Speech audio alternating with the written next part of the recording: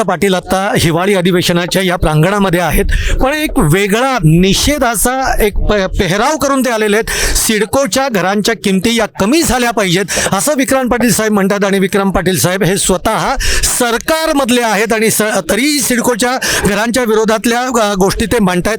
नेमकं काय प्रकरण आहे? एवढा सगळा बाडबिस्तारा तुम्ही घेऊन आलेला काय? सिडकोच्या घरांच्या किमती ज्या सिडकोच्या अधिकाऱ्यांच्या सुलतानी मानसिकतेमुळे फुगवल्या गेल्यात, वाढवल्या गेल्यात, त्या कमी व्हायला पाहिजेत हा माझा प्रयत्न आहे आणि त्यामुळे माझी भावना मांडण्याचा माझा हा प्रयत्न आहे. म्हणजे एकीकडे आमचं सरकार, आमचे महाराष्ट्राचे मुख्यमंत्री लाडके देवाभाऊ यांची भूमिका आहे की गरिबांना हक्काचं घर स्वस्तात मिळालं पाहिजे. त्यासाठी त्यांनी या घरांच्या निर्मितीचा प्रस्ताव केला. त्या ठिकाणी या घरांच्या बांधकामाला सुरुवात झाली आणि त्या ठिकाणी त्याला लागणारी अटल सेतूची कनेक्टिव्हिटी, आजूबाजूला नवी मुंबईसारखं मोठं एअरपोर्ट, डाटा सेंटर सारखे प्रोजेक्ट, हे सगळं त्या भागात घडतंय. मुंबईतला माणूस त्याला दूर कुठे जायला लागू नये, आमचा मराठी माणूस हा जवळपास राहिला पाहिजे, यासाठी त्यांचा हा प्रयत्न आहे. आणि यामध्ये सिडकोचे अधिकारी मात्र बिल्डर धाराजीनं धोरण घेतात आणि सिडकोची घरं ही बिल्डरपेक्षा महाग. असं का घडतं? म्हणजे सिडकोचे अधिकारी ह्यात कुठंतरी अडचण आणण्याचा प्रयत्न करतात. त्याला माझा विरोध आहे आणि म्हणून मी हा सगळा अभ्यास करून सिडकोचेच कागदपत्र, त्यांनीच बोर्ड रिझोल्युशनमध्ये म्हटलं की ही घरं गरिबांची बांधताना आम्ही त्याच्यामध्ये जमिनीची किंमत पकडणार नाही, ती त्यांनी किंमत पकडली. स्वतःच्याच पैशांनी जे काही प्रोजेक्ट बांधले, म्हणजे पैसे कोणाचे? जनतेचे. सिडको कस्टोडियन आहे आणि फक्त ते करताना सुद्धा 14,000 रुपये खर्च, 14,000 करोड रुपये खर्च होतात, वसूल मात्र 28,000 करोड करतात. कशासाठी प्रॉफिट घेतलं पाहिजे? म्हणजे एकीकडे हायकोर्टाने म्हटलेलं आहे की CIDCO is non profitable organisation, order आहे माझ्याकडे आणि त्याच्यामध्ये सिडकोकडनं इन्कम टॅक्स घेऊ नये. तुम्ही इन्कम टॅक्समध्ये सूट आहे तुम्हाला आणि तुम्ही इकडे प्रॉफिट कमवताय, हे कशासाठी?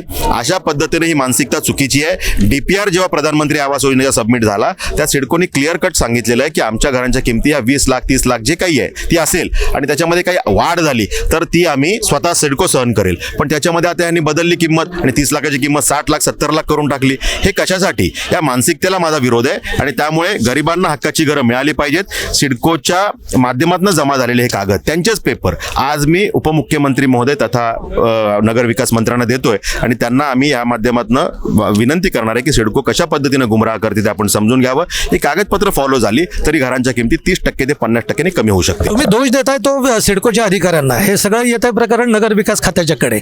मग तरी सिडकोच्या अधिकारी, नगरविकास खात्याचं लक्ष गेलं नाही या सगळ्या की अधिकारी अशा पद्धतीचा कारभार करतोय? नगरविकास खात्याची व्याप्ती खूप मोठी आहे. शेवटी निर्णय करणं हे डिपार्टमेंटचं काम आहे, त्यांनी तो केला आणि गरिबांसाठी घरं बांधली गेली पाहिजे ही त्यांची सकारात्मक मानसिकता आहे. पण सिडकोचे अधिकारी जर का प्राइस वर्किंग करताना ह्या चुकीच्या गोष्टी करणार असतील आणि मुद्दाम पटवून देणार असतील की बघा आम्ही कसं बरोबर केलंय, तर त्या ठिकाणी सरकारमधला आमदार म्हणून माझं कर्तव्य आहे की हे जे काही वास्तव आहे ते आमच्या मंत्री महोदयांसमोर आम्ही आणू आणि त्यातनं हे सगळं फॉलो करून त्या किमती कमी करून घेऊ. त्यासाठीचा माझा प्रयत्न. आता पुढची तुमची काय भूमिका?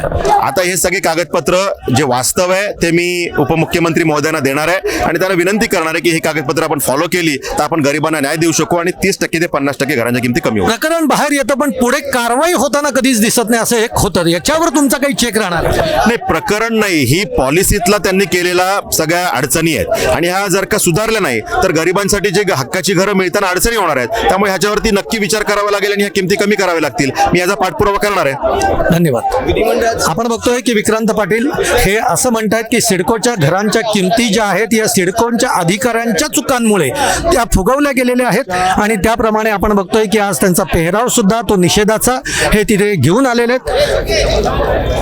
पाहत राहा प्राईम टाइम महाराष्ट्र.